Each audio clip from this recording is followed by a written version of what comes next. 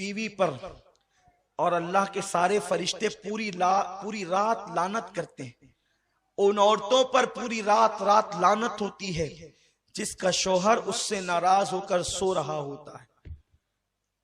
अगर कोई औरत तहज्जुद भी पढ़ती है, नमाज भी पढ़ती है, तिलावत कुरान भी करती है, सारी नेकियां करती है, लेकिन इस हाल में उसकी मौत आए कि उसका शौहर उससे नाराज है, अल्लाह के रसूल फरमाते हैं ऐसी औरत जहन्नम में जाएगी।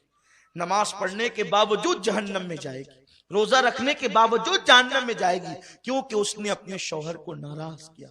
बल्कि यहां तक मेरे रसूल ने फरमाया कोई औरत तंदूर पर रोटी डाल चुकी हो, उस जमाने में तवे नहीं थे यानी कि जैसे आज हैं, तंदूर पर रोटियां पकती थी। आका फरमाते हैं कोई औरत तंदूर पर रोटी डाल चुकी हो और उसका शौहर उसे अपनी जरूरत के लिए बुलाए, क्योंकि महफिल में सभी लोग हैं, मैं बहुत हया के पर्दे में हदीस पढ़ रहा हूं।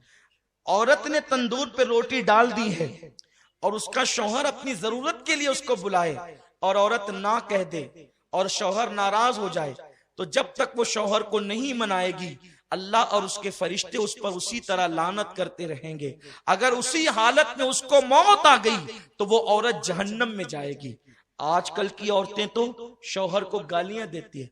अगर शौहर गुस्से में कह दे कि तुझे तलाक दूंगा, तो वो उसका मुंह दबाने की बजाय या माफी मांगने की बजाय या उससे लजाजत करने की बजाय आज की औरतें इतनी बेबाक हो गई है कि यहां तक हमने सुना है लोगों से, लोग आकर के बताते हैं, हमें तो नहीं पता, लेकिन लोग आकर के बताते हैं कि शौहर ने कहा कि तलाक दूंगा, कहते अगर तेरे बाप का होगा तो दे के बता। अस्तगफिरुल्लाह। जो औरतें इस कदर बेबाक हो गई हो, ऐसी औरतें लानती है जो अपने शौहर से तलाक का मुतालबा करती है। अल्लाह अकबर।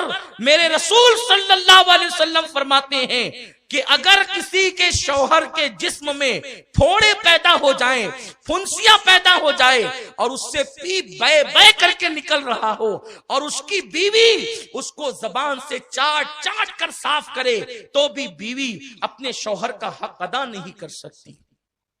शौहर का हक ये है बीवी पर कि अगर शौहर के बदन के जख्म को वो जबान से चाट कर साफ करे तो भी हक अदा नहीं कर सकती।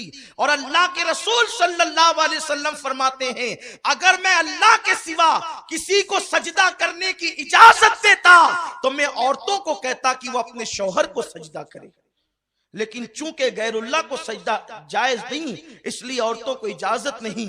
लेकिन औरत अपनी हर खुशी को अपने शौहर की खुशी पे कुर्बान कर दे। अल्लाह अकबर। अगर शौहर कह दे तुमने स्टोर नहीं जाना तो वो दिन भर औरतों का मूड ऑफ हो जाता है। शौहर कह दे तुमने माँ के यहाँ नहीं जाना तो झगड़ा करने लगती है औरतें। पता नहीं ये औरतें इतनी बेबाक कैसे हो गई। जिन औरतों को शौहर को सताते देखो समझ जाओ इनका ठिकाना जहन्नम है। अल्लाह के हबीब सल्लल्लाहु अलैहि वसल्लम फरमाते हैं कि मैंने जहन्नम में सबसे ज्यादा औरतों को देखा, क्योंकि औरतें अपने शौहर की नाशुक्री होती है, यानी उनको हर दिन हर चीज मिले और कभी ना मिले तो बस उनका एक जुमला तो ये आप सुन ही लेंगे कि जब से इस घर में आई हूं मुझे कभी खुशी नहीं मिली, जब से इस घर में आई हूं मेरा मुतालबा पूरा नहीं हुआ, हालांकि हर दिन पूरा हुआ। ये नाशुक्री सिर्फ शौहर की नहीं, ये अल्लाह की नाशुक्री है और ऐसी औरतें जहन्नम में जाएगी।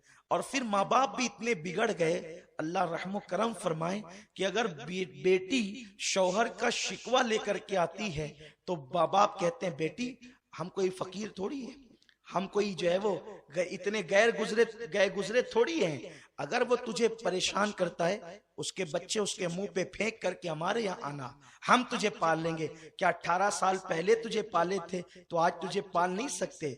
और फिर देखना मुझसे कैसे कोर्ट की चक्कर खिलाएंगे, उस पे केस करेंगे और ये करेंगे। और फिर बेटी को शय मिलती है और बेटी होशियार होती है, फिर वो लड़ती है। लेकिन उस बाप और उस माँ को नहीं मालूम कि जालिमों अगर तुमने उसके शौहर के खिलाफ उसको भड़काया तो अल्लाह ने तुम्हारे लिए जहन्नम का दहकता हुआ अजाब तैयार कर दिया।